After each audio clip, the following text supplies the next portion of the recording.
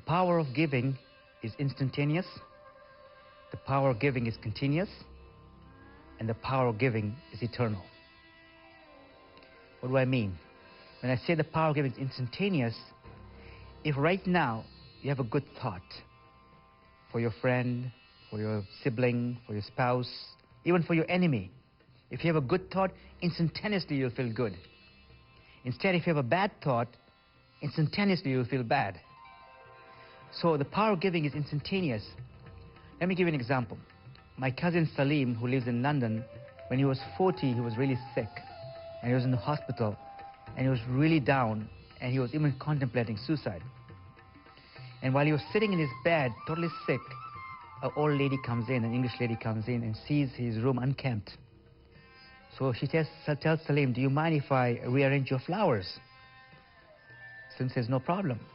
She takes the flowers away, rearranges them, puts some water, brings it back, and asks Salim, do you mind if I make you a cup of tea? Salim says, no problem. She comes back with a cup of tea, makes up his room, and starts chatting with him. And Salim says that gesture touched him so much that he didn't want to die anymore. And later on, this lady lost her husband, who was twice the age of Salim's age. And Salim became her friend and helped her go through her loss. So if you can see that her little action saved Salim's life. Instantaneous reward for such little things. And then Salim was able to help her back. When you talk about power giving being continuous, what I mean by that is, when you stop giving, you stop receiving. When the cow stops giving milk, the cow cannot get more milk. When the sheep stops giving wool, the sheep cannot get more wool. When a tree has a fruit and nobody takes it, it rots and falls down. When a river stops flowing, it stagnates. When you stop the flow, you stop the receiving. When you're in the flow of giving, giving flows through you. When you're in the flow of abundance, abundance flows through you. So the idea is to keep giving of your time, of your energy, of your compassion, of your listening, of your thought, of your resources. And as you're giving, you're creating. When I talk about power giving being eternal, what I mean by that is when you die, you don't take what you have, but you take what you gave. Your car doesn't come with you, your house doesn't come with you, your bank account doesn't come with you, but the difference you made to other people comes with you. Because 100 years from now, it won't matter what car you drove. It won't matter how big your house was. It won't matter how much money you had in the bank account. But the world will be a different place if you were important in the life of a child. My grandfather left India to go to Africa when he was 14. When he went to Africa, the war broke out. He had to go into hiding in the mountains. When I was born in the mid-50s, we didn't have a floor in the house. We were that poor. But by the time my grandfather died in 63, we had become reasonably wealthy. Today I'm here. I've traveled the world. I've spoken to 1 million people in more than 50 cities. I live in a wonderful city, wonderful country. But it wouldn't have happened if my grandfather didn't take a risk and sacrifice his life to give to his family. The question I have to ask myself is, what is the legacy I'm going to leave to my grandchildren? So the power of giving is eternal. What we're doing now has eternal effects. And there are many examples of giving. When I was in 1992, I was the chair of the Focus Humanitarian Agency in BC. At that time, we were giving out $15 a month to children in the third world or developing world to send them to school. At that time, I had a habit to go to meditate in the morning from 4 to 5, and I used to go swimming at 6 o'clock. So by 5:30, I'd finished with my prayers, and I had half an hour to burn. So I used to go to 7-Eleven store, buy a cup of coffee, and plan my day.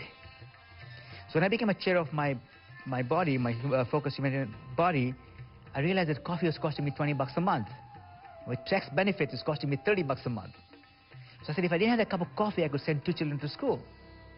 Now, I could afford the cup of coffee and I could afford 2 children's education, but as a matter of principle, I said I'm going to not have that cup of coffee. So I stopped having that cup of coffee. So 2 days later, I'm driving my car. I pass by the same 7-Eleven store where there's a gas station, and I see a sign up there. And the sign says, if you put 25 liters of gas, you get a free coffee. So I got my coffee back because I used to drive my car so much in those days. I got my coffee back. Now, I didn't give up that coffee to get it back, But my point is, when you give, you always get it back one way or the other. Sometimes it's tangible, sometimes it's intangible. And the power behind it is that whenever there is spiritual enlightenment, it's forgiving. It's a beautiful story of a rabbi. You know, rabbi's dream was to achieve spiritual enlightenment. And he was meditating regularly. But he was struggling to get that spiritual enlightenment, the spiritual ecstasy. So one day he was in his house meditating, and he was feeling very excited. He was very passionate. He was feeling very energetic. He was feeling he's getting that light coming to him. And as he's becoming closer and closer to the light, he's feeling really energetic, really powerful. He feels his dream of being enlightened is becoming a reality. But while this is happening, he's so close to getting it. At that time, the doorbell rings. He says, my God, something I waited all my life to get. And why does the doorbell have to ring right now? So reluctantly he goes to open the door. And he finds somebody who's depressed outside. He says, look, I want to talk to you. So he asks him to come in. And the fellow is trying to open up to talk to this rabbi, but he's finding the rabbi is so preoccupied that he can't open up. So he tells the rabbi, look, I think you have something else going on right now. Why don't I come back some other time? So rabbi says, okay. And his mind is saying, thank God he's going, because I can only go back to my meditation because I was being enlightened. So after he leaves, he goes back to his meditation. Now, as you know, with the interruption, he's lost his connection. And to make things worse, he finds out the next day that the person who came to visit him has died. So Rabbi writes, for the first time he realizes, what does it mean to be spiritually enlightened? It's not the light you see. How does he know that he was being energized? He was getting this power to help this person from dying. But he missed the boat. He missed the boat. In our book that I wrote with Harvey McKinnon, The Power of Giving, we share many, many stories, similar stories, about how giving is so powerful.